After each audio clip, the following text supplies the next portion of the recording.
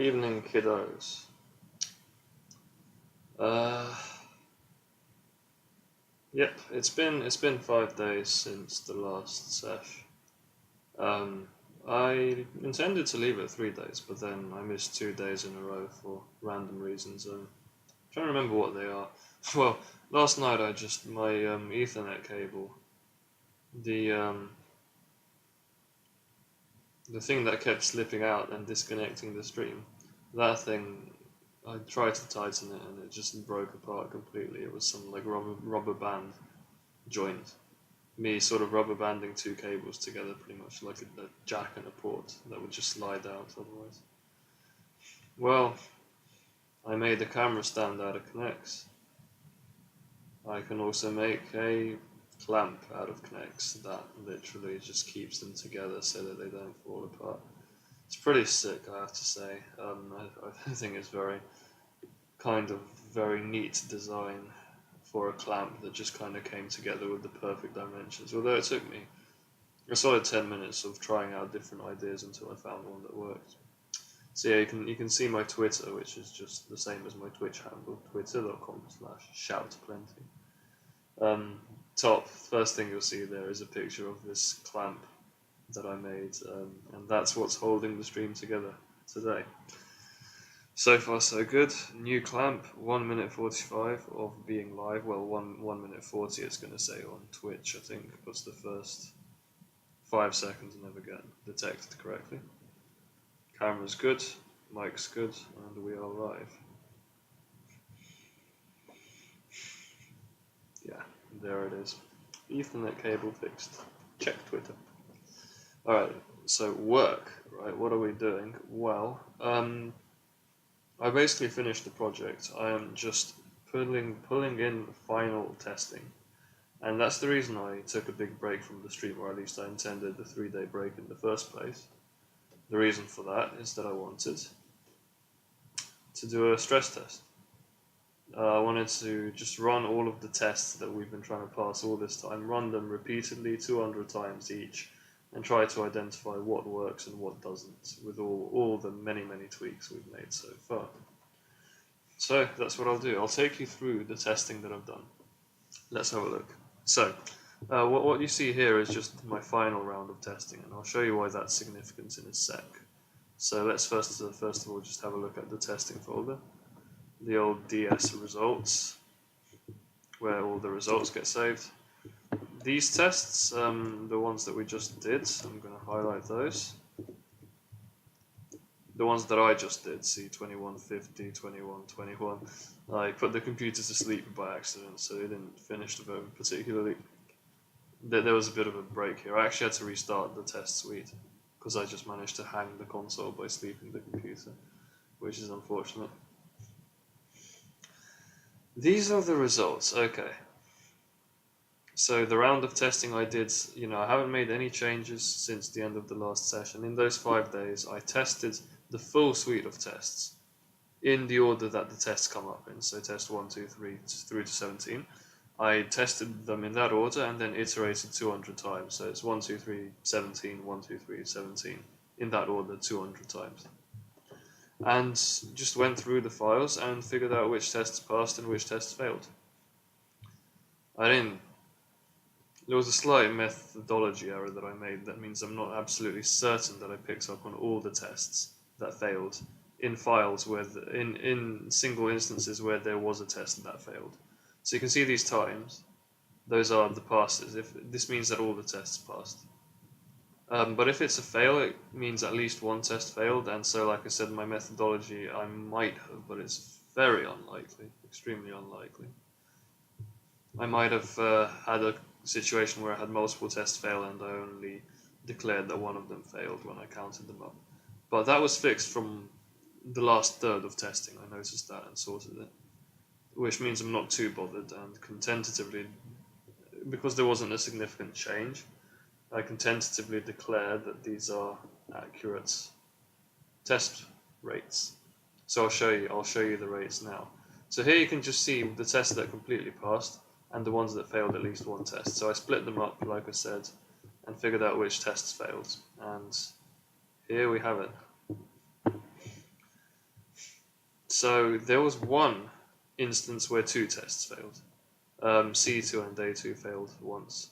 Otherwise, C6 failed in 3 files and A2 failed in 30, which totals up to 33 fails. But yeah, these statistics tell their own story. This is a pass rate of 99.5%. I can just ignore that it even failed even once. This is a pass rate of 98.5%. Same, 98% plus is pretty damn good. This is 85%. So this is not, I would not call this reliable, a test that fails 15% of the time.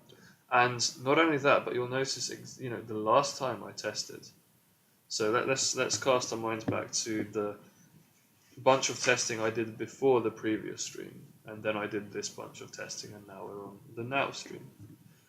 If we look at that, that's in previous. The meta says, where we counted them up, we had, for starters, there were 5 tests that failed once, whereas now I have 3 tests that failed once. Plus, I tested another 3 tests because in that last session I managed to get another 3 tests working that were not working here. And one of those is one of the ones that fails occasionally, C6. So it's just A2 and C2, that failed 30 and 1. Whereas in the previous bout of testing, C2 failed 4 times, A2 30, C2 4, and then a few of the other tests failed once or twice. So you can see a definite increase in reliability there, although it's not statistically significant or anything like that. But nonetheless, it's visible, right? So it gives me confidence. You slide the camera down slightly, very slightly, just nudge it down, so I can kind of drop to the bottom of the page. Oh, fuck, I got scared. I just thought my box was falling out the window, but I think someone just flashed it with headlights or something. It's a bit of a random thing to notice, but there it is. Okay, mic, camera, live. Live. Yep.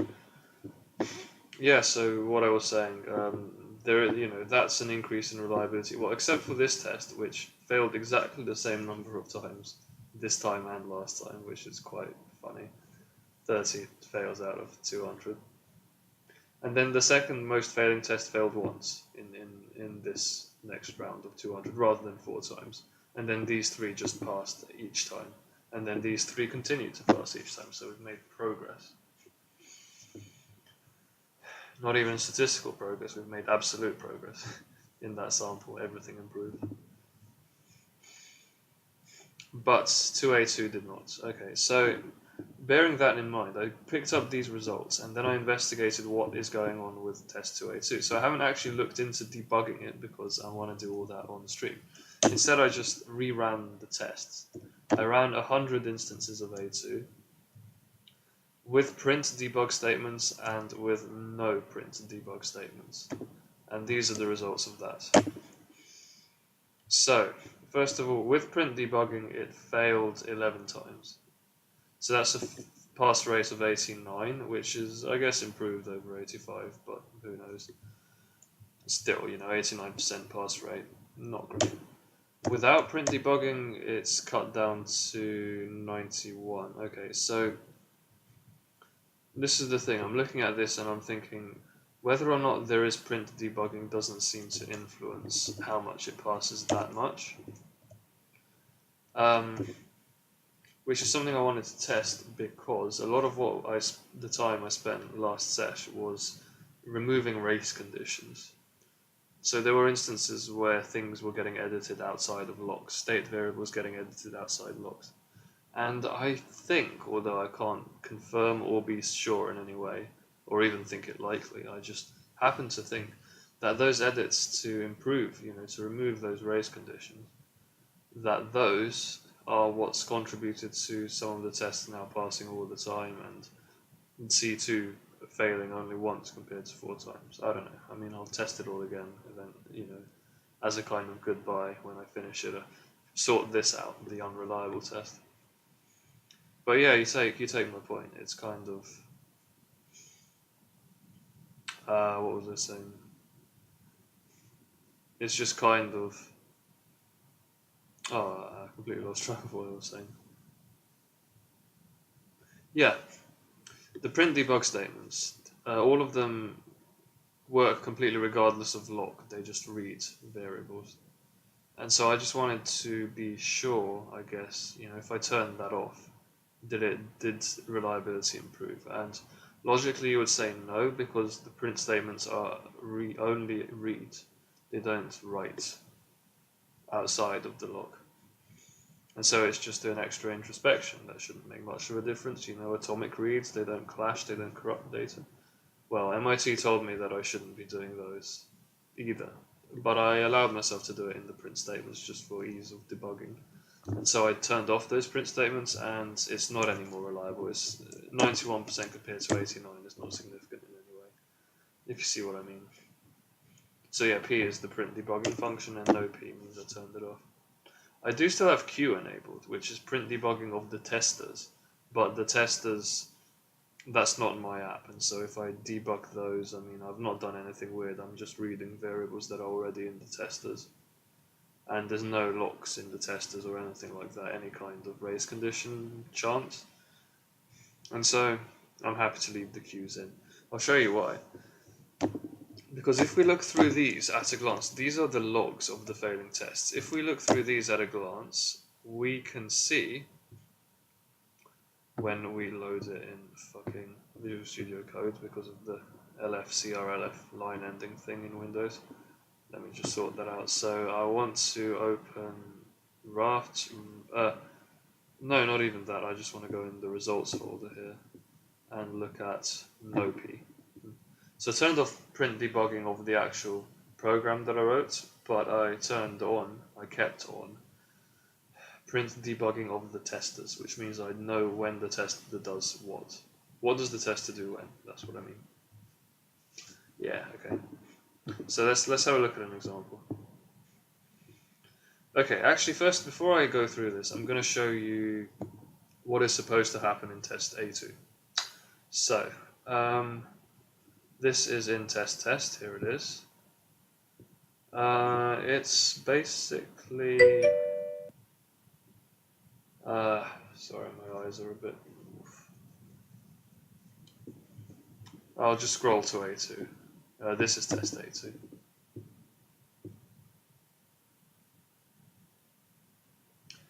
Hey Yoshi, no worries about the gifts. I've been finding it very, very difficult to send gifts lately. For a very stupid reason, which is just I haven't been able to play Pokemon Go outside because I'm borrowing my mum's phone while mine is broken, and she's cracked down on me taking it outside. So I've found it really difficult to get gifts, basically. But I'm still opening gifts as well as I can, and eventually I'll be sending gifts as normal. So eventually we'll get to Ultra and Best Friends and all that. It'll happen. Don't you worry. I'm just doing a bit of my programming stuff. There's a description on my Twitch page. I'm basically just finishing a big project. I'm just testing it out and making sure everything works reliably. So I have some tests that are failing every now and again, and I want to get to the bottom of why they're failing. Yeah, stick around if you're interested. I mean, no worries if not. Eventually, I think I'll start streaming Mario games, not gonna lie. Cool. So, this is the test that's been failing, yeah? So this fails 15% of the time. 15. So it's not that many, but... So we have, yeah, so this queue prints, this is how we know that the tester got that far in its testing. Because the tester does a lot of stuff. You see this list of stuff, and there are even comments saying what it does. But I'm printing those statements so that I know where my program failed. So, number one is just the start, the test starts. Number two is the leader gets disconnected. Number three, that leader gets reconnected. Number four, yeah, because the old leader getting reconnected, it should become a follower. Oh, in fact, not even that. If there's no quorum... Oh yeah, no, sorry, it should, yeah, here it is. If the old leader rejoins, that shouldn't disturb the new leader, so this should now be a follower. the old leader. And then the new leader and some completely separate follower get disconnected. So there's no quorum because there's a minority, so nothing should happen.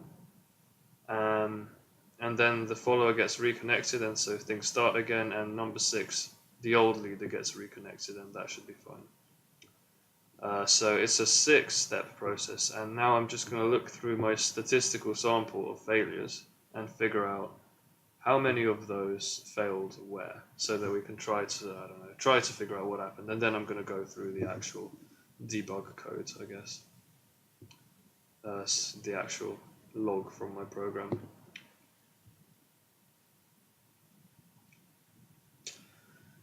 Yeah, it does. No, it certainly does. It's just after I made it to level 40. I basically found it was very shortly after that, and I was taking a break anyway. You know, I wasn't going to too many community days, but now, like for sure, I think the one after the next one, I'm gonna hopefully guarantee to myself set that target that I buy a new phone and then just get everything going again with Pokemon Go. Just I don't play much ever. Anyway, I got to 40 by doing gifts, and those never really took that much time. I was 39, but I've been playing for 2 years consistently, right? And so once I get a new phone, I'm going to be casual, but I'll also be just jumping out to like Holland Park, Regent's Park, I don't know, something like that. So yeah, we'll see each other certainly during this year, I think, if I just push through with that and sort my phone out. Broke the phone in March. I've just been too lazy to get a new one because I've been able to use this other phone, and I'm quite happy not having a phone. Otherwise, it's just a lot less distracting. You can go through life without a phone. It's annoying for a lot of reasons, but at the same time, just not having the phone means you're a lot more present. When you're outside, you can just be relaxed. You can sort of be more observant and just, I don't know, feel like you're part of the world more than keeping up with whatever's going on your phone. But nonetheless, I need a new phone. I need a new phone. This will not do. All right, chill. What's going on? Yeah. So it's a 6-step process. That's what I was saying. Oh, for fuck's sake. Yeah. Don't misclick the menu. Yeah. I just want the console needs to also be visible. So my name here should be on the right of the camera. I'm pretty sure this is the correct position. Let's drift it slightly. Yeah, that's definitely fine. Because the camera fills up up to here, which is the Cortana box, the white box here. That's how I know. All right, what was I doing? So yeah, let's look through these tests. So this one fails after step 5. 5, 5, 5. Do you think you see a pattern? 5, 5, 5, 5. Okay, so there should be 5 of these print statements that say debug, even in the print code that has full logs. So this is a lot of shit to scroll through, right? But because I know that there are precisely 5 of these debug statements,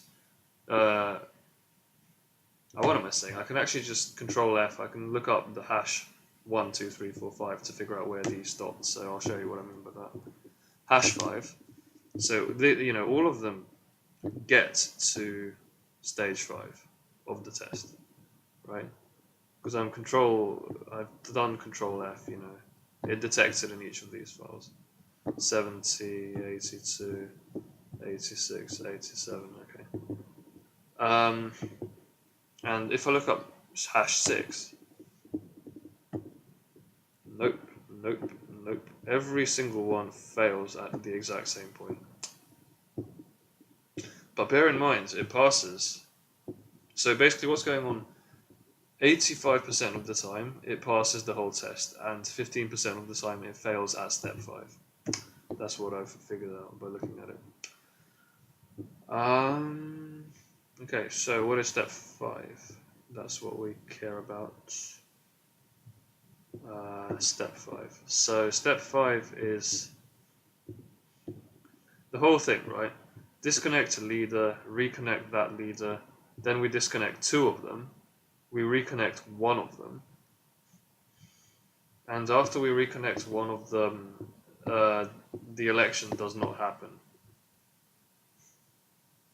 Yeah, so just as an outline, start of test we have 3 servers. It says here servers equals 3, so we have 3 servers. Start of test, disconnect 1, reconnect that one. Disconnect 2, reconnect 1, reconnect 1. And so where it's failing is after the first one of those 2 at the end is reconnected, but not the second one. So there's a majority of 2, but we're not managing to elect a leader. And if we look up the failure statements, it's going to say something like expected 1 leader, because it should get 1 leader, but got 0. Got none. So basically this kind of thing. Expected 1 leader, got none is going to turn up in all of these tests. I can actually, what I can do is Control-Shift-F, which, Control-Shift-F? Here it is. I can search through all my files for this statement. It's not looking in the right place here. Wait, what? Oh, that's weird. I'm looking at this actually, it hasn't even printed the failure statement. How did it print F? What? Oh, that's just me being stupid. I changed it by accident. But no, surely if I click on this results folder and Control-Shift-F, I should find this in all the files, right? Apparently not. What's going on here? Okay, that doesn't work. Never mind. Sorry. I thought I could prove that expected 1 leader got none is the failure reason for all the tests. I can still prove that. I just need to, okay, do this. No, not that. God, sorry. I can't actually. There must be a keyboard shortcut that allows me to tab through these files, but I don't know what it is, so I have to use this touchpad. Expected 1 leader got none is consistently, absolutely always the cause of failure. So there is some sort of bug there. Scroll to the bottom of this, you'll see it here. In fact, yeah, I can locally Control F, like this. And as you can see, when it says result 1 of 1 up here, that means that this appears in all of these files. So we've proven 100%, once I click these last 2, 100% this is what is causing the failure. Okay, so let's try to debug it. How much streaming? 23 minutes in so far. Camera's all good. Mic? Yep. Camera live. Okay. Yeah, so I mean, the way I'm going to debug it is the way I've always been debugging this shit, which is you click one of the files that has the full log, the full debug output, and just step through it and see if you can figure out what went wrong. Alright, so that means that the no Ps are useless because they don't have the full debug output. The reason I have no Ps is because I was worried that the presence of P was causing the bugs. The P being the print statements that have the useful information that we can debug from. But no, that's not the case, so fuck that. Instead, yeah, I can use these P statements and figure it out from those. Okay, so that's what I'm going to do now. So I'm going to start at hash 4, which is where the full-on disconnect happens. Okay, so hash 4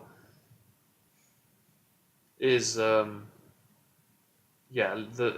basically before this, all 3 of the servers are active, and you can kind of see that because there is a leader, namely the thing that's sending append entries is leader, and 0 and 1 are constantly being told that they are follower, in the sense that when they receive something from the leader, they reset and remain follower.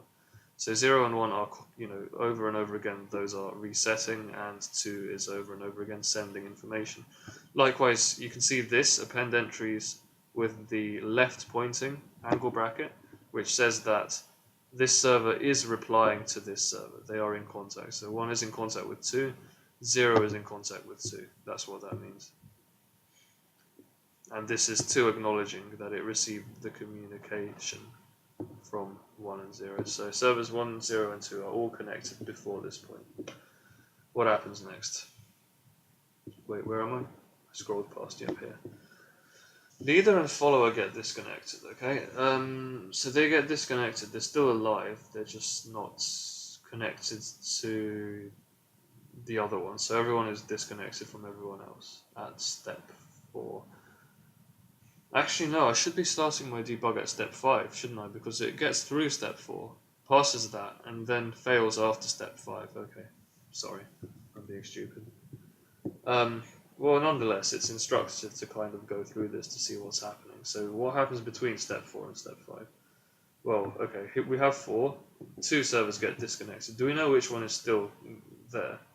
Well, 2 was the leader, so 2 is definitely disconnected, and I'm pretty sure follower is leader plus 1. So 2 plus 1 is 3, but because there are 3, that loops back to 0. So 2 and 0 are getting disconnected, and yeah, I know that because it said in the tester.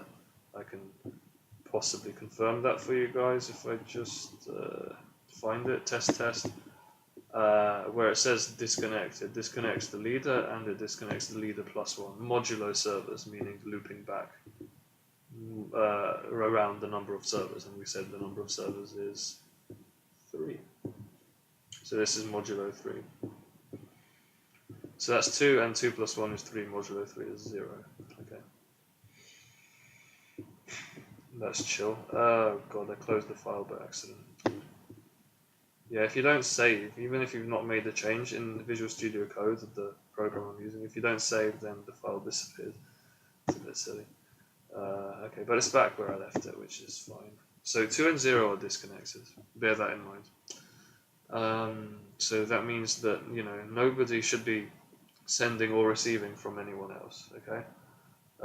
So 2 is still the leader, and after a bunch of time, 0 becomes candidate. 0 is disconnected as well, so it requests votes and nobody's voting for it.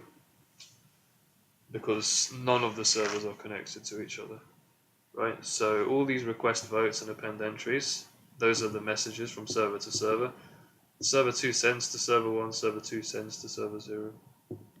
But nobody is sending back, so you don't see any of the append entries with the left pointing arrow, which is the reply.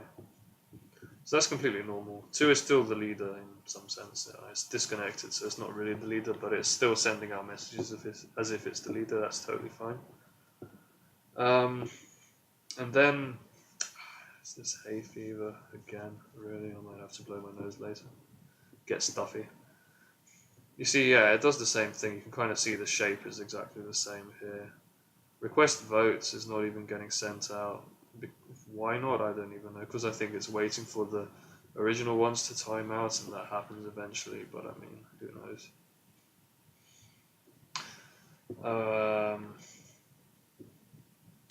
Well, I mean, we're in a steady state here where 0 and 1 are not doing anything, okay? You can see that. 0 and 1 are not doing anything, so we're going through a lot of messages from 2, but 0 and 1 seem to have completely stopped doing anything. So perhaps that's what's causing the problem. This continues for a bloody long time. Okay, and then we get #5 eventually. Oh, okay. No, okay, so 0 is still alive. It received votes because all of the RPCs that 0 sent timed out, and so 0 lost the vote and became a follower again.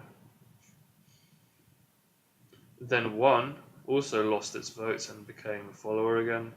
So this sends out a bunch of messages again. Those are going to recandidate themselves. 1 exited. 0 exited as well.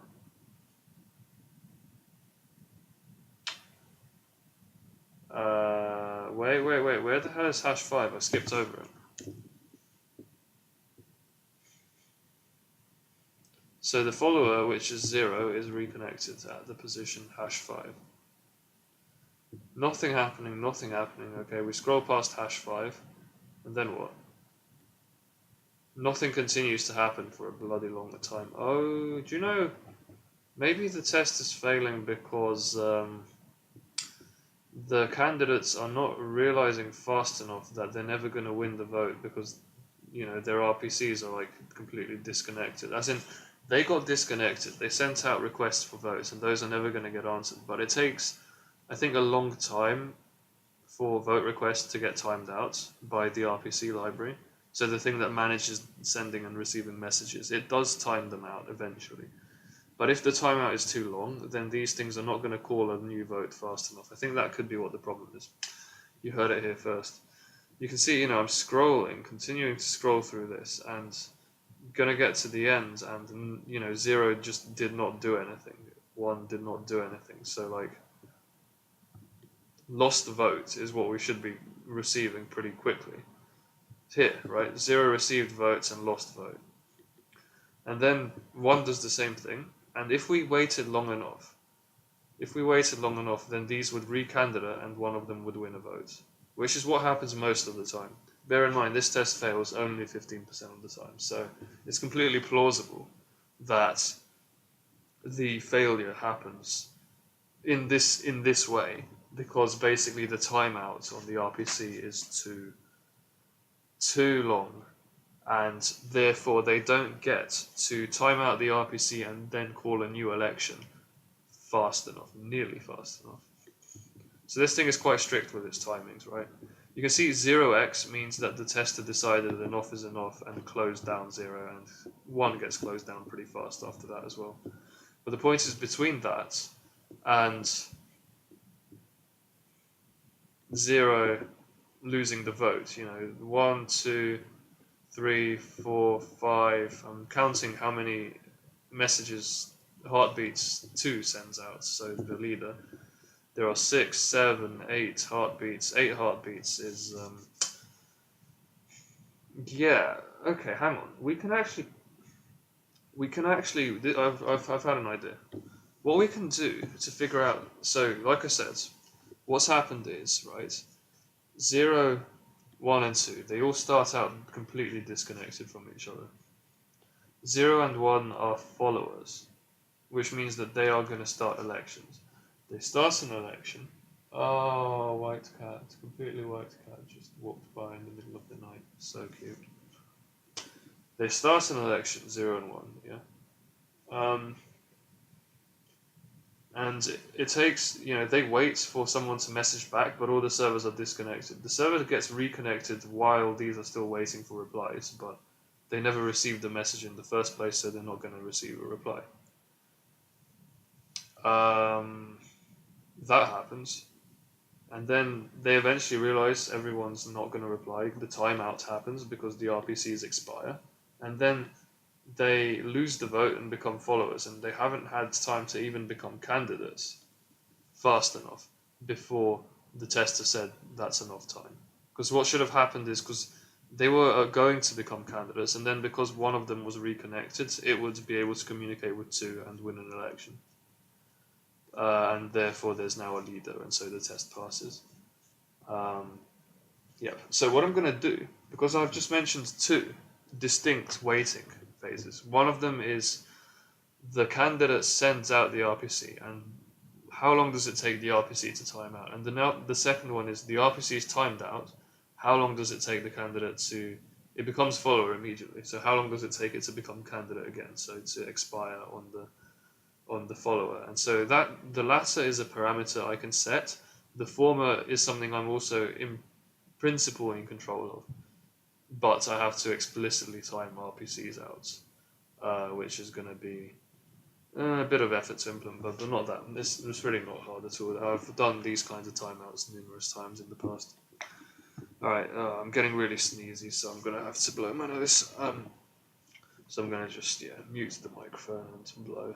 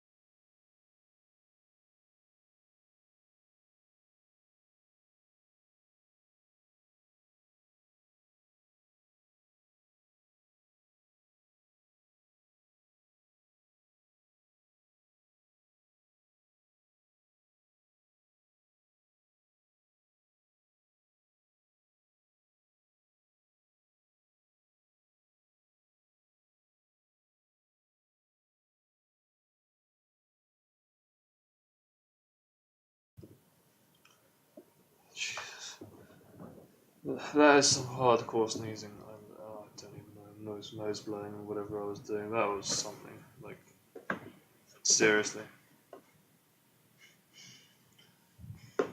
The time I spent talking, it just all fully accumulated, and I was just dying at the end there. I didn't even manage to. Okay, live camera action, mic, mic. Yep. I didn't even manage to finish my train of thought. So I was saying there are two different waiting periods. Cool. But I can use the heartbeat, the regular heartbeat that's not reaching out to anyone, which because the leader's disconnected. That's cool. It's not supposed to be reaching anyone. But this heartbeat, yeah, is a periodic thing. The lead has not been challenged, and so we can basically use that to count, relatively speaking, how long the RPC timeout period takes compared to the recandidacy, which is just the standard election reset. So I'm saying, does the election reset need to be reduced, or does the RPC timeout need to happen faster? And we have those two things, and which one is more important is basically what I'm saying. So I'm going to do exactly what I said, and starting at the point where, not even this, I want to go from the point where everyone is disconnected, and look at server, just for simplicity I'm going to look only at server 0, because I think server 1 behaves similarly, just a bit later, because its timeout was randomized to a slightly higher number, which is how it should be, because server 0 is supposed to win this election.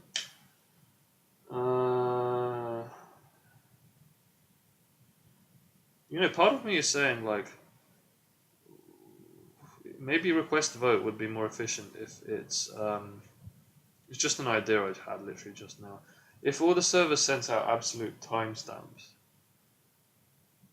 of when they started an election, and then the older election dominates the newer one, even if the terms are the same, but not the other way around, I think that would make the election system work quite well. So that relies on absolute time, but we're just saying, synchronize times as best you can, and because every server is usually on the internet, so absolute time isn't really that much of a big deal, and it's not, if there is no absolute time, then the numbers get out of whack. But nonetheless, like, somebody arbitrarily wins these elections because they have an earlier claimed timestamp. So that's an idea for an optimization that could make the whole election process a bit smoother. Because previously I was saying, like, should if there's a split election, slightly difficult situation, fair enough. But, like, in that situation, should the two servers cancel each other's elections, mutually destroy them, or should they ignore that and just try to run elections at the same time, ignoring each other? Because they won't vote for each other, but they don't have to cancel each other's votes as well. And I think the ignore option is preferable to the mutual destruction option, which I don't know, it's something I, for whatever reason, ended up veering away from, I guess. But, like, yeah, I don't know what to say. This idea with the timestamps, that means that asymmetrically one of them wins the election. It's not just the one with the higher term. Because, the one with the higher term should always win the election. I'm saying split election, identical servers, starting out with, the same previous leader in mind. They just timed out at the same time because the leader broke, which is usually what happens, to be fair. So it's important to get that right. But, usually a leader breaks and then all the followers try to run elections at the same time as each other, rather than something crazier. Like someone coming back to life after a long time off or something. So this asymmetrical idea is an interesting idea, but I don't particularly want to implement that. I've gone, it's nice I'll just leave it as a fun idea that I had, because honestly, it's just I don't want to spend infinite time working on Raft. If I'd had that idea a long time ago, I might have even implemented it. But that would be cheating to an extent, because I'm testing it all on one computer. Absolute time is a given in the tester, and I don't know. It means that things could pass on my computer but fail on MIT's if MIT does genuinely simulate non-absolute time synchronization. So in that sense, I guess using absolute time is slightly dodgy because you can't debug it properly. As in, I can't. It's a way that I imagine that MIT's tests could be different from my own tests.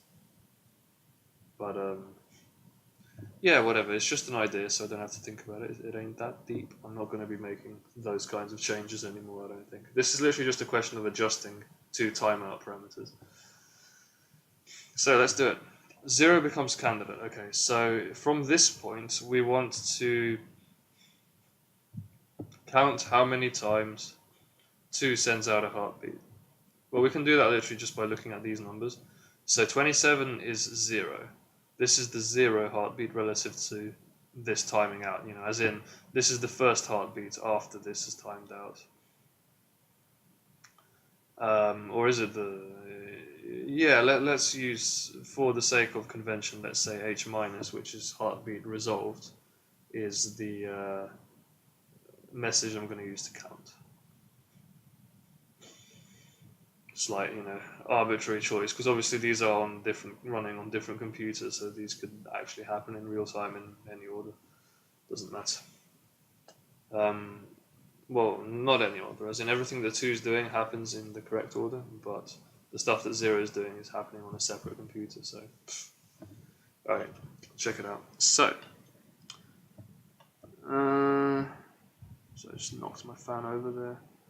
The frame definitely needs to stretch backwards. That's a slight design error, but it makes it easier to mold the shape of the frame because it's just one line of wire. Oh, I can't really stretch it. Yeah, it's just one line of wire. See this thing, but in principle something should be going in this direction as well. It's just continually falling backwards, particularly on my bed because my bed is so soft. But that's fine. I can just put the damn box sort of behind it, kind of. I don't want it to block the air intake, so I'm just going to put it up against the back leg. That's me speaking. Say what you mean, except not only about work, but also about your fan setup. Speak everything that's on your mind. Alright, so let's do it. Let's count these up. So, like I said, 27 is 0, so we scroll. We're looking for 0 has just sent out vote requests. We're looking for when those vote requests expire. So we're looking for lost vote. Oh, dear Lord, look at this. So 0 loses a vote.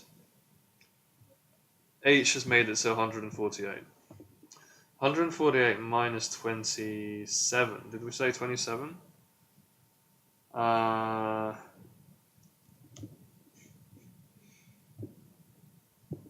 127 and then some random numbers. Yeah, 27. Yeah, so it's 27 is 0 and 128 is the last number. So 101 MF heartbeats. Oh, wow, that's amazing. 101 heartbeats get sent out while in the time it takes the RPC to expire. Okay, continuing on. So we said 128 is the 0 position for... wait, what's happened here? What? Have I gone backwards in the code? Sorry, I want lost votes from 0. 148. Dear me.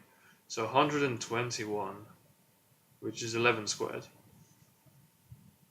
Just to memorize that number.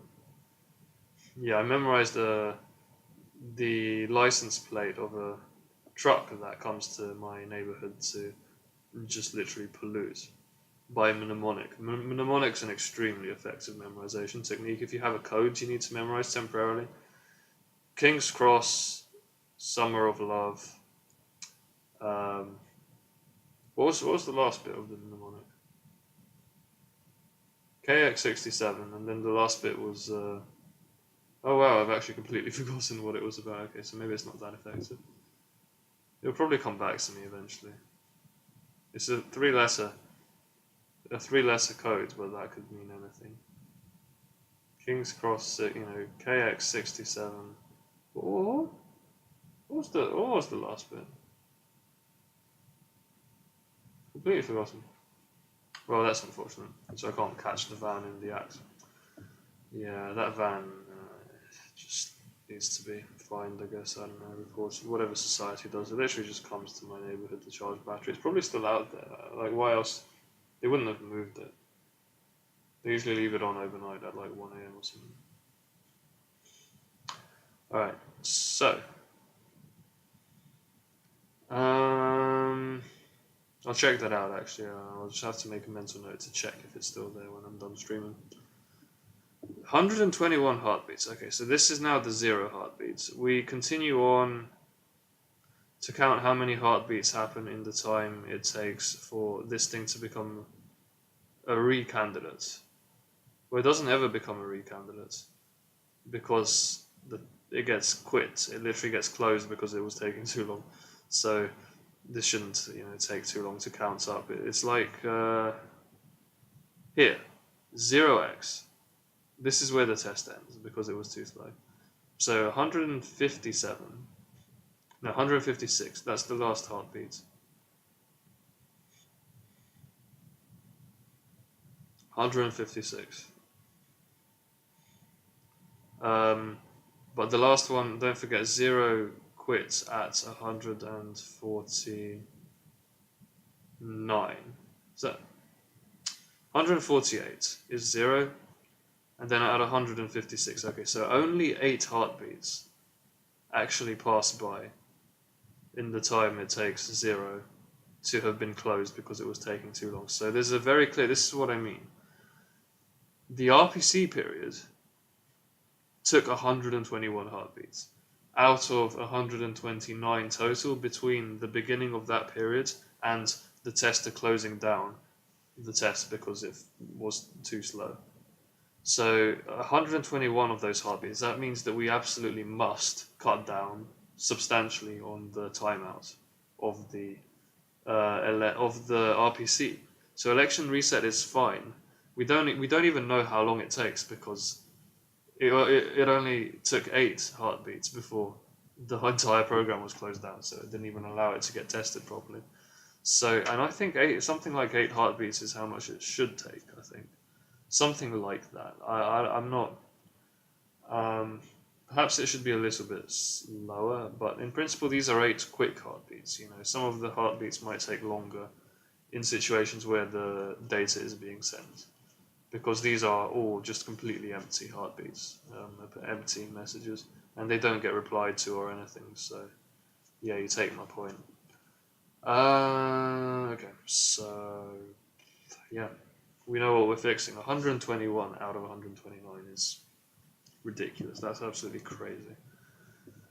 So it's just taking too long to time out RPCs. That's all that's happening here. Let's see if we can modify something to cut that down.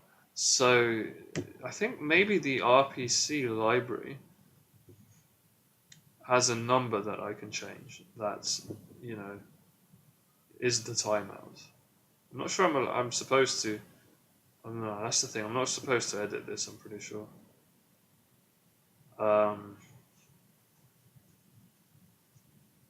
So I'm not sure this line of inquiry is gonna get me anywhere, to be honest. If I just look up the word time, see where time is used.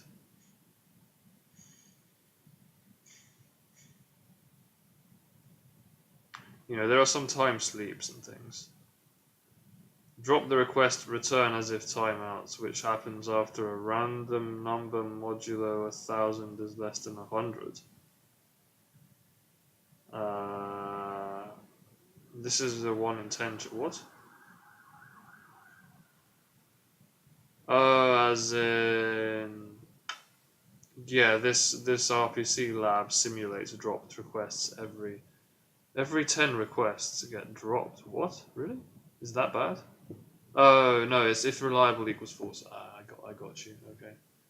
So yeah, there's a criterion the tester uses. If reliable is false, it drops request. I'm looking for reliable true. I'm looking for something like this. After 100 milliseconds, I don't know if this is going to help. What routine is this even in? Process request. Okay, okay, I'm gonna be honest, I think this is a waste of time. What I'm gonna do is, rather than bothering to figure this shit out, RPCs, I mean, they can take forever, like, realistically. I'm pretty sure it's taking like 8 seconds or so for this RPC to come through. And this has so many timeouts that I can't be bothered to figure out which ones are relevant to what I'm doing. So I'm just going to allow it completely, and I'm going to manually implement timeouts. Alright, so listen. Heartbeats.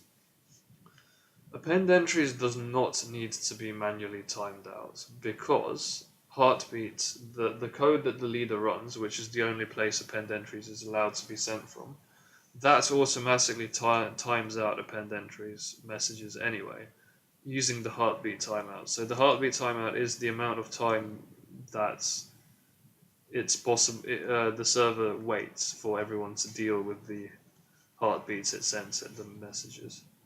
So append entries is fine. Vote request is the only problematic one. So what we need to do is literally just do the same thing that the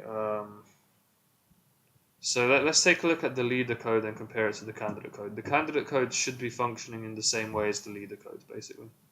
So I'll show you what I mean. Leader does this, right? So sends append entries, send heartbeats. Here they are. All the, it processes all of the arguments and then runs concurrently for every server it sends it a message. Then it unlocks, waits the heartbeat timeout, locks, okay, it does another test to see if it's still the leader, and after that,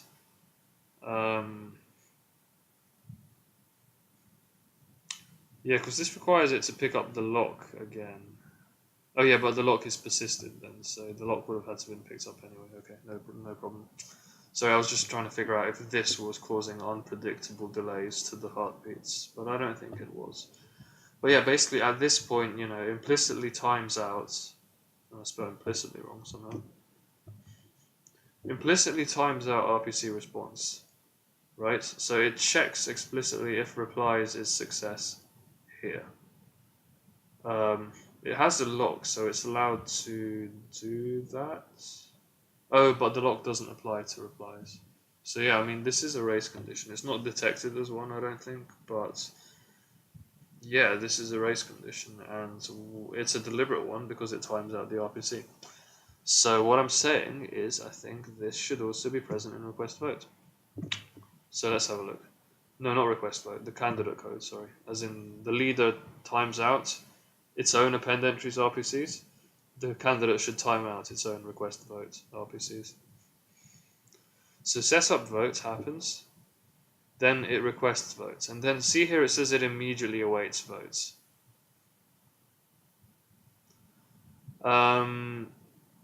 It just waits here, and you can see it says here case election reset, triggered by a newer leader. It's possible, if there is a new leader, it is possible for this to just be interrupted. Okay, fine. That's not strictly important. What we care about is timing out. How does this bit of code work? One sec. Sorry, I'm finding it hard to speak again because of my nose. Just a sec.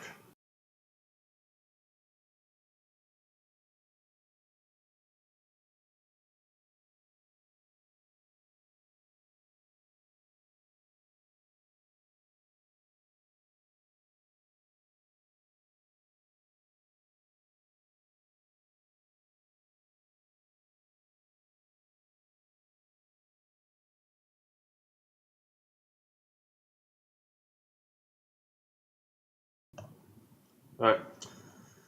So, no, I'm just playing Europa. That's how I'm playing. Live, camera, mic. Yes. So, how does this code work? Well, as soon as the thing sends out its votes request, its request for votes. So as soon as the candidate sends all of the request vote messages to request votes as part of its election, it starts waiting for them immediately.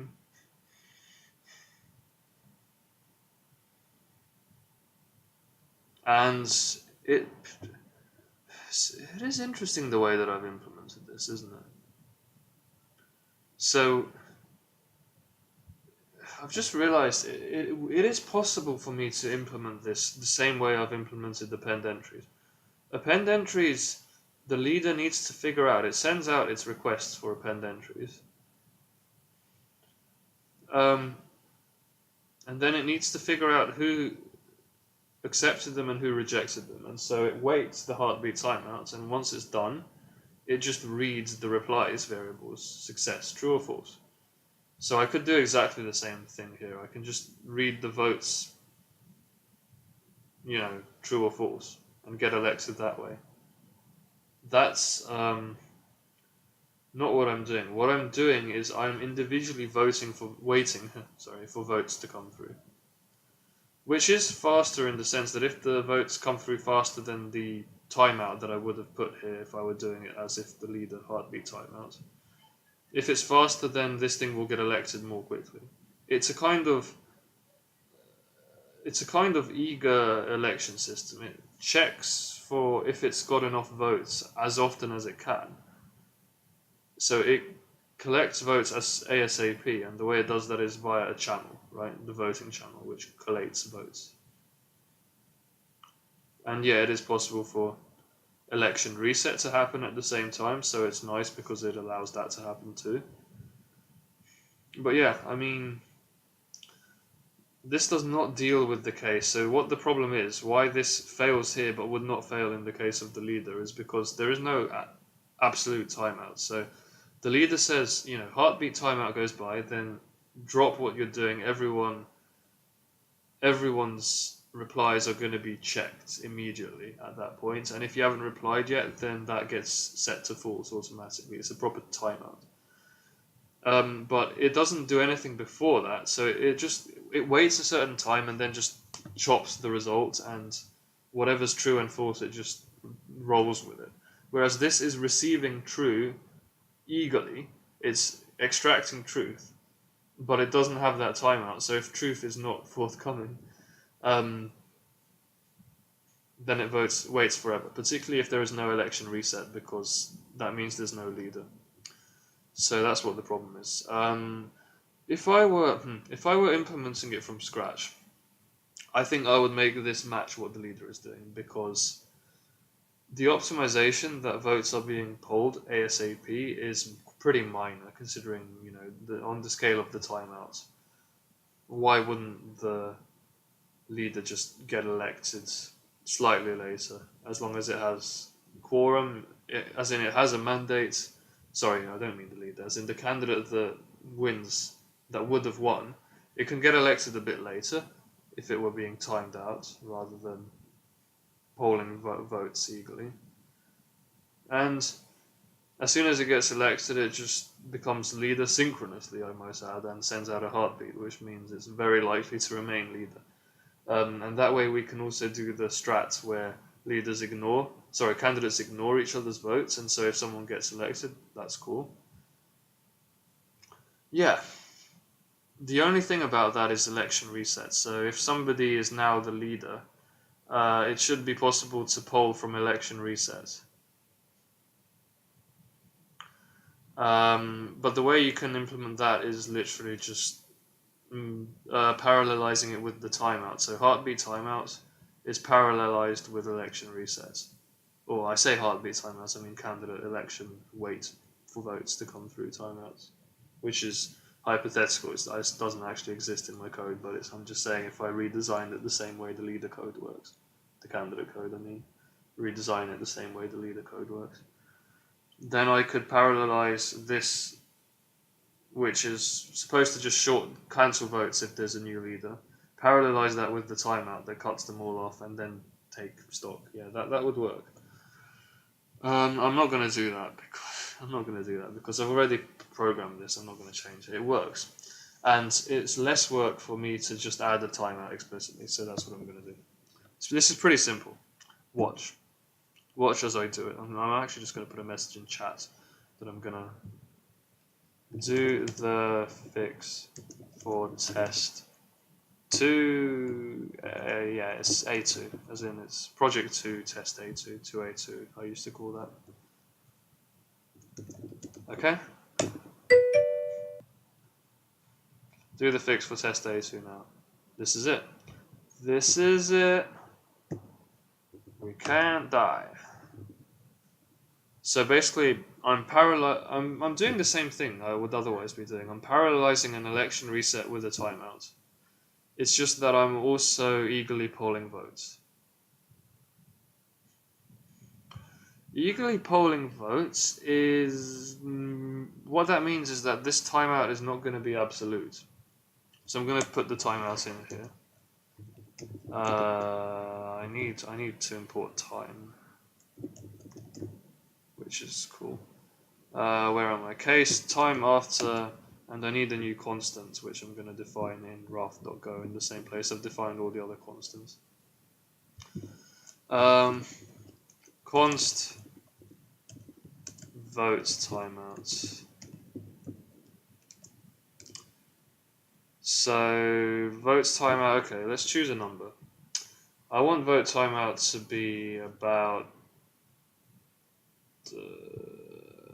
I mean, what is the candidate timeout? So the election timeout is well 0 initially, yeah, but the election timeout is usually half a second. So I would say a good vote timeout would be something similar to that, half a second. Heartbeat timeout is absolutely tiny, and if the leader is working well, it only waits 50 milliseconds, which is a 20th of a second for everyone to reply to it. So this code runs very fast with a really low heartbeat timeout, which means vote timeout does not need to be big either.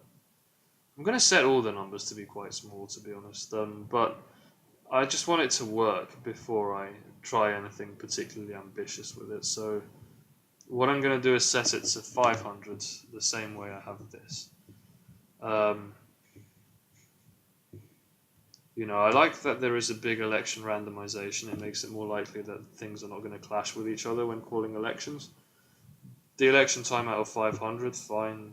Vote timeout of 500, I think that's good. I think it's a bit too big, but I'll cut these things. I'll cut all this shit down later. Yep, so that's vote timeouts.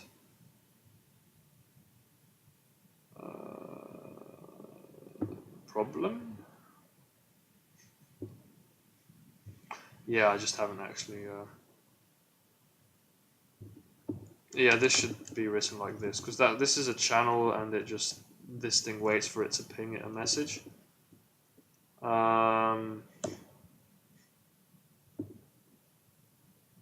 What's going on here? So this is... Yep, it's written as case... Oh shit, I put this in the wrong place. Yeah, so this is now fine. If I save it, that will be fine. All the problems come back, but yeah, I don't care about those. Case, because all of these are warnings from MIT's documents, basically being bad. Don't use underscores and go names, that kind of thing. MIT can deal with their own shits eventually, bad coding conventions, but I would just, because I want to use the original files to test. I want to keep the rest of the environment unchanged, so I don't want to fix any of this. Although I did fix it when I was working on the bulk of the project. It's just I reverted it so that I could have the tests in their original form, which is what MIT would be testing against if you submitted it. And that's how you know you've done it correctly. Like in absolute terms, that's how you know. Yes, okay, so what happens after the vote timeout? Well, after vote timeouts, there's no way that this thing has won an election after vote timeout, because basically, so this thing is greedily checking, after all these cases are done, if vote gets pinged, that means there's a new vote. This gets run, and then it skips the other cases and goes to this, which checks if there are enough votes, and if there are, it breaks and then continues on its merry way. So this is only in the situation where a timeout happens after a vote, has not happened for, well, after vote timeout amount of time, there has not been a new vote, or else a vote would have been triggered before this. That's how select case notation works in Go. So the first of these to trigger is the one that gets priority. And so if there hasn't been a vote in vote timeout amount of time, then this will trigger. And in that situation, there hasn't been a new vote since the last time there was a new vote. And when there was a new vote, this triggered, and so it updated the vote count, which means that there still isn't a majority, which means that it's timed out, we want to quit this election, we return. We don't just return, we phase change to follow. So this happens. The phase change to follow asynchronously votes timeouts. Right, and so I'm going to put in a print debug statement also saying I'm no longer the candidate. So what's going on here? Undefined vote timeout. How did I get around this before? All these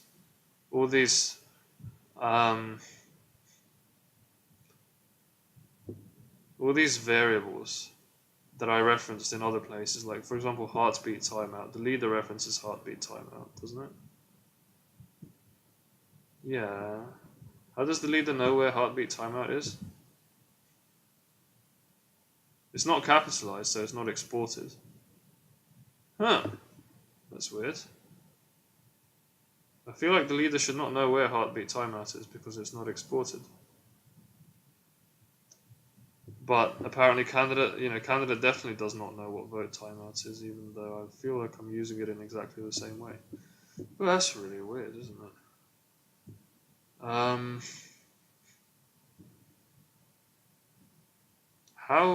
Why is this behaving differently? So in both situations I have two files that are accessing a variable from a third file that is not capitalized. So vote timeout and heartbeat timeouts. And so in this case it resolves the reference and gets this variable, but in this case it does not. Huh. Why?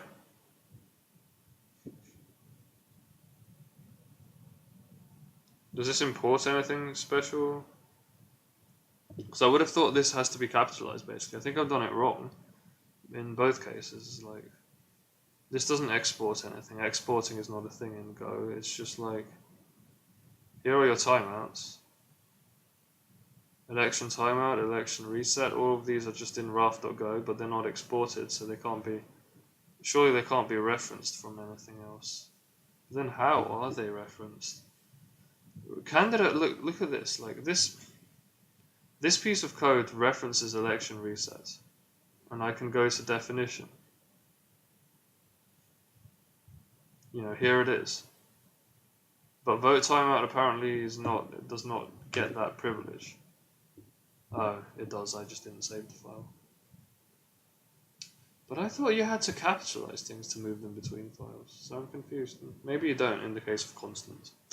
Yeah, but again, I mean, I've made this mistake a million times. I didn't save the file, so it didn't update. Stupid.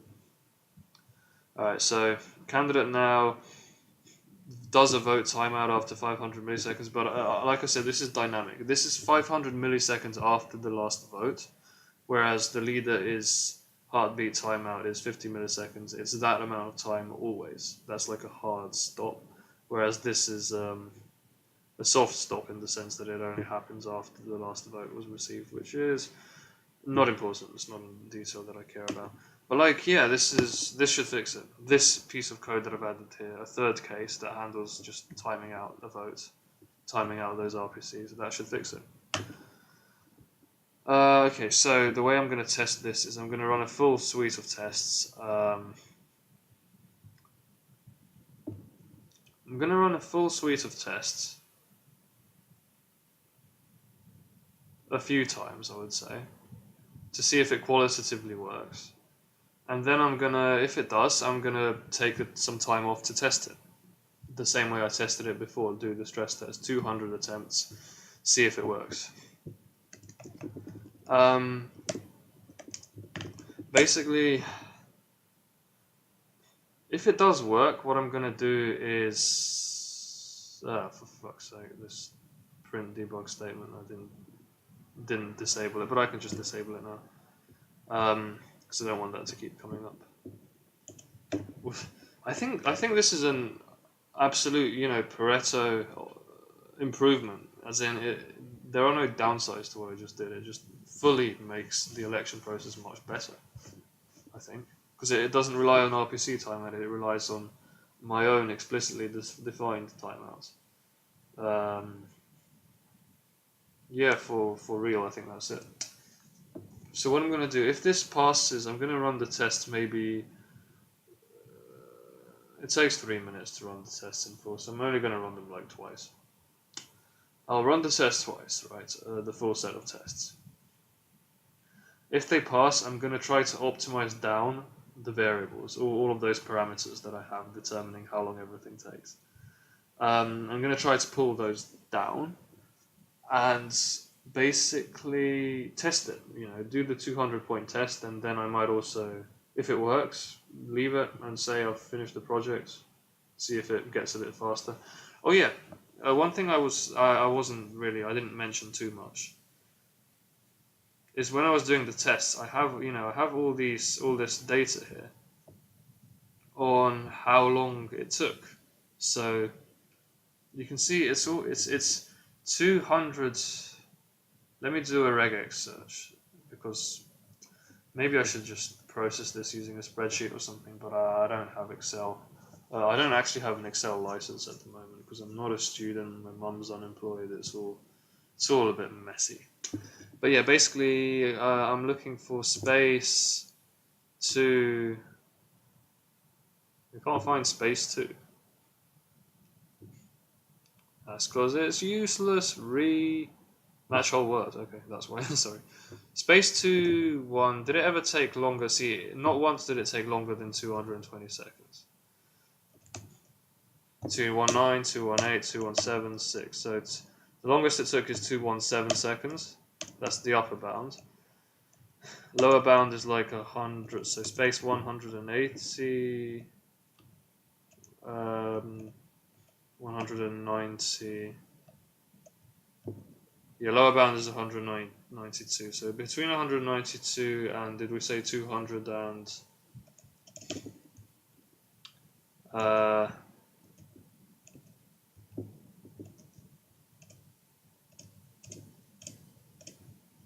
yeah, 192 to 217, and I think it was averaging, something like 205 seconds. So it takes, the full set of tests on average is a bit less than 3 minutes, basically. Now that I've made this improvement, it might actually get a bit faster after the unreliable churn. I don't know. I don't see this as having any kind of possible downsides. 204, no, it's yeah, this is what I said, 205 seconds on average is how long this takes. Go test. Let's go. So it's really interesting. I introduced a bug that triggers reliably 15% of the time, statistically reliably 15% of the time. Well, okay, it was 11 and 9 when I was doing the smaller samples, but it's just kind of, this is the amount of time the tester gives it, and these are the kinds of situations it reliably runs into, and in this many situations it fails. So very much along those lines. Anyway, I think I'm done. I think it's fully finished now. I am pretty sure that I have completed Raft. G. Okay. This is, yeah, like I said, this is it. I'm gonna just stress test it. I'm just gonna pull down the parameters, hope that they work.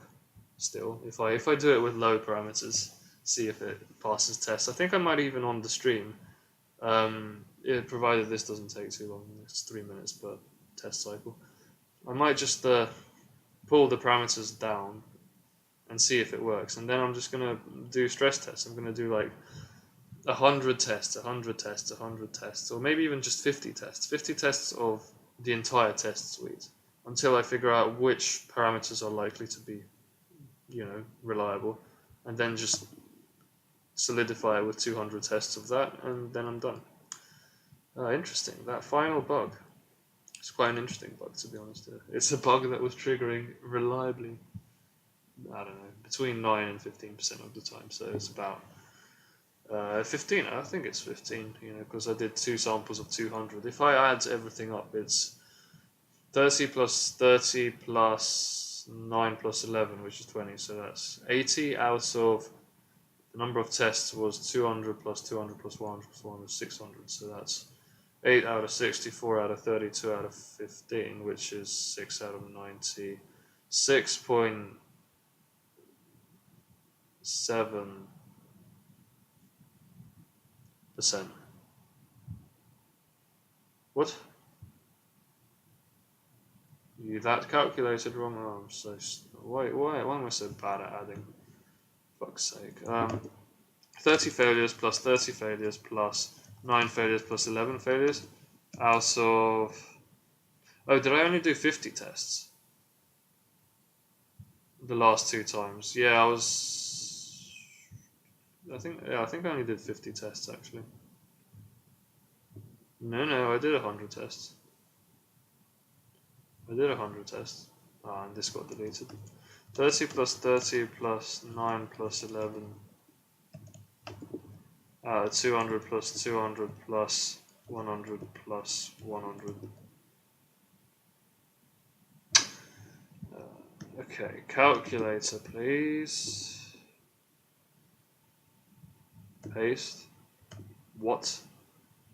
Okay, this can fuck off. Damn it, just loading the calculator seems to have triggered the computer. Do you know what? Fuck it, let's go Wolfram Alpha.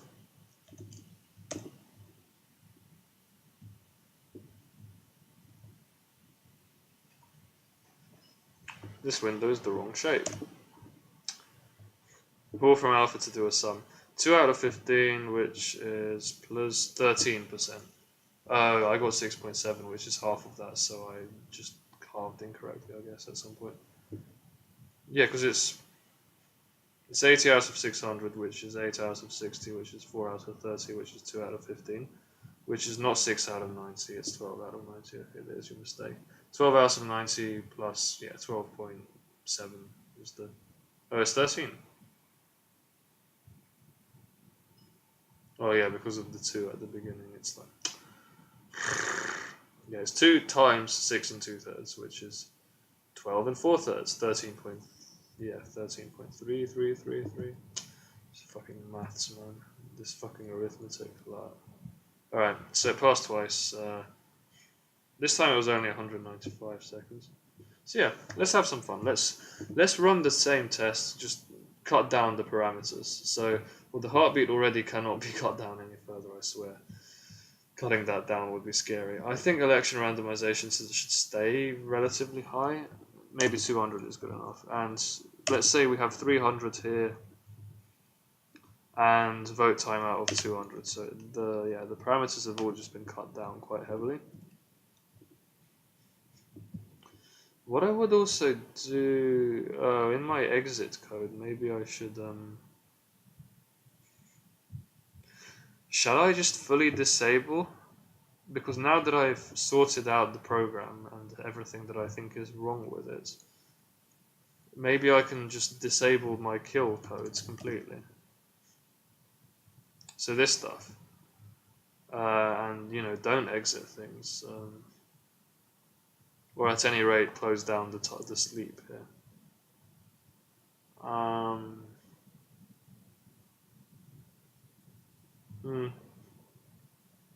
don't know. Yeah, because, it sort of exacerbated things. It made the thing fail more reliably. So yeah, I'm gonna leave the exits in place, to be honest. But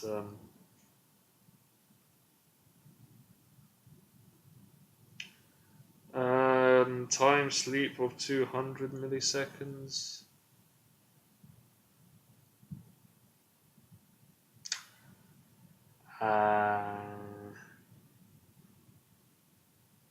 Let's just get rid of it. Let's just get rid of that. So I've really cut down the numbers heavily, and I've removed the sort of grace period for things to close between tests. Although I still have the soft reset in place, I just don't have the grace period to wait for the soft reset. I don't think it's that important to have that. But what's important is, like I said, that change, getting rid of the grace period, and also cutting all these numbers down pretty much. So let's see if they work. Yeah, if this doesn't work, I'm quite happy to just leave it with the old parameters I had and say, well, yeah, this passes, but I want my code to be as fast as test basic agree failed. Basic agreement failed? That's crazy. How does basic agreement fail? Well, because you've made the code too unreliable, right? Yeah, something like that.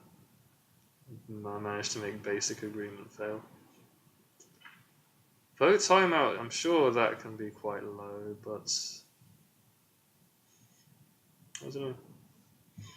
What is the basic agreement test? Let me just quickly check that. The basic agreement test it's in test, it's just the one below the one I've been looking at, so this one. What does it do? It doesn't do much, it just sends in 3 numbers. It elects a server and then just sends in 3 numbers and checks if they've been committed.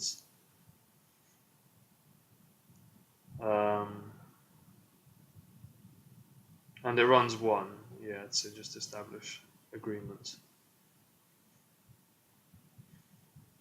So it's interesting that failed. You can see everything else is just casually passing. I think probably the reason it failed was because the tests were running too fast, and maybe the grace period needs to still be there between tests closing. Const exit delay.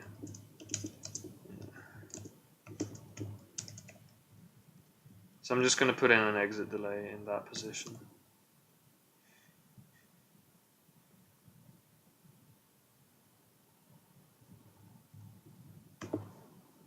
And it's just exit delay, because it has units of time, the way I defined it. I don't know, the rest of the code seems to be working pretty okay, even regardless of that exit delay.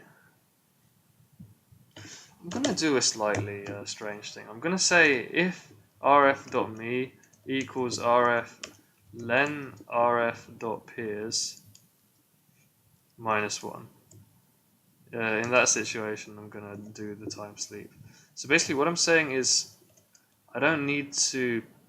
I can close all the servers down at the same time, but I just do the grace period only after the last one, basically. So it's a mini time save. I'm speedrunning this shit, so I have to save time. You gotta go fast. I want to get it sub 3 minutes. Can't believe I'm saying all this. I'm just making shit up for myself now. Let's see if this works. So I've just, I'm saying the grace period. I've put it back, but I only have it after the very last white cat is back. That is a high quality cat, I have to say. Look at that tail. Yes. There are actually mice over there. I saw a mouse just outside the house of that family. Walking through the bit where they socialise, just on the floor, into a uncovered drain. But the council came and covered the drain up, so there ain't nobody putting shit in that drain anymore, and the cat is not going to be finding the mouse in the drain either. So the cat's just chilling there. Food supply is probably gone now because of that. So yeah, grace period is only after the last one, because I noticed the tester always closes them in the order of the server ID. So if I just wait after only the last one, and I can identify the last one by just taking the last index in the peers array, and if that's me, then I wait after that. It's a kind of full end to the test. I think the cat is sniffing out the mouse trail or something. It's just kind of chilling.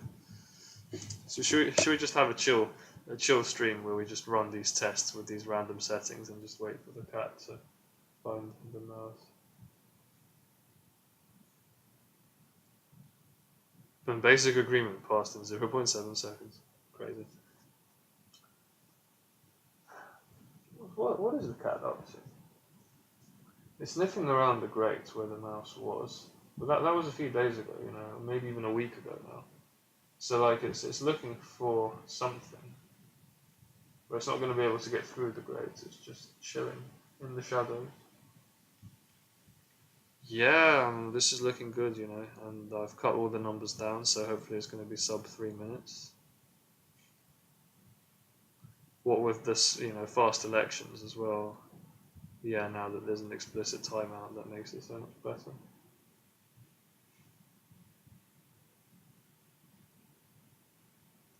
Meow, meow, meow, meow, meow, meow, meow, meow, meow, meow, meow. Oh, it's climbing up the wall. I was thinking about it. It's probably figured out there's nothing to eat there, so it's just kind of walks off. 4 legs and that. Figure 8. Oh god, these tests are just so long. Like seriously. Yeah, I think I'm ready to just run stress tests again. Now that we have fixed it, we fixed the bug, and we're ready to run stress tests. Okay, that is it. That's all I have to say for today. Fix the bug, cut down the numbers, so I'm ready to just stress test it. And in principle, things should be passing, I think, 95% of the time plus now. I don't see a reason for anything to not be working anymore. Well, there are, you know, it is possible for things to fail sporadically. It has happened with, you saw the other tests that fail occasionally, so I don't think we're going to get 100% things working, but now that we fixed this bug, you know, all the tests that were failing were to do with this bug, I think. Well, no, there was one that was about persistence. I don't know what that was about. So, yeah, I would say expect some failures, but not many at all anymore. I think we can get a sub 9. I think we can get the failure rate to be below 2%. I think certainly with the old parameters. With the new ones, I'll see if it's still fast enough. Did I get a fail here again, or was that the same failure? Yeah, it was the same failure with basic agreement.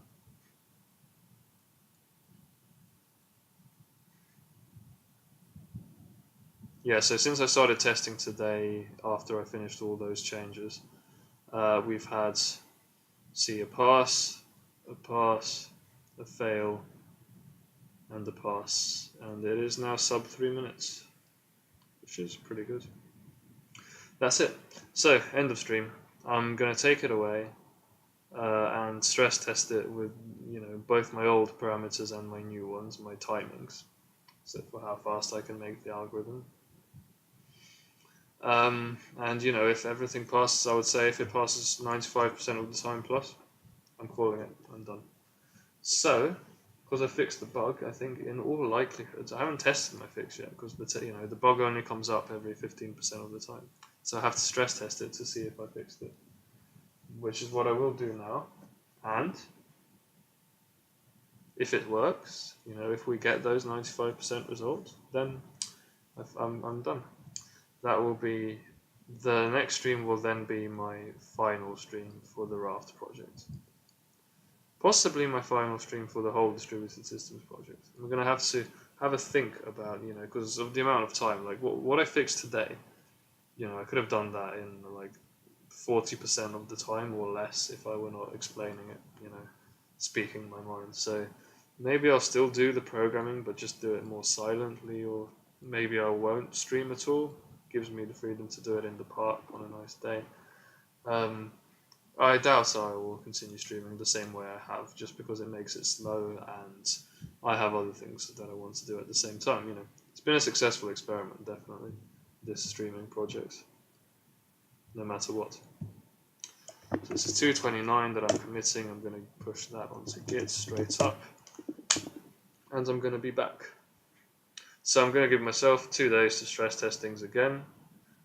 So I said Monday 9 PM, that is my goodbye stream, I think. I'm going to do it in the evening because that's a bit of a nicer time for everyone, I think. And all I'll do is a quick stream, I think. I don't know how long it'll take, but I'll just be chilling and probably doing a retrospective or something. This is assuming these tests pass, but I think it seems to be very likely that that is the case now, that I've fixed all the problems, right? So that's it. Yeah, without further ado, thank you guys for watching. My camera, yeah, what do I care? 1 hour 30, that's not too bad. So yeah, I said, it's Saturday 9:45, that's today.